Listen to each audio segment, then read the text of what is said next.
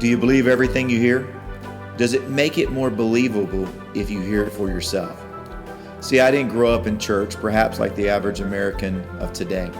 I was not introduced to the concept of church until I was 7 or 8 years old. We had two very nice gentlemen come by our home, introduce themselves, and invite us to a service.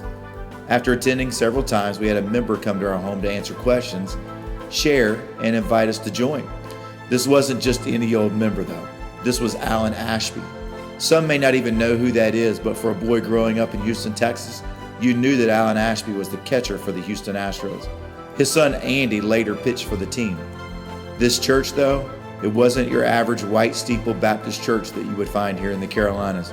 Nope, it was the Church of Jesus Christ of Latter-day Saints, the Mormons. The message sounded right. The people were super friendly. Remember, they were the only ones that had ever invited us to church. The staff was very loving. The only problem was the message was dead wrong. How did we, my parents and us, allow us to get sucked up into this religion? Paul in 2 Corinthians 11 talks about the false prophets, not just of his day, but I believe also warning us today.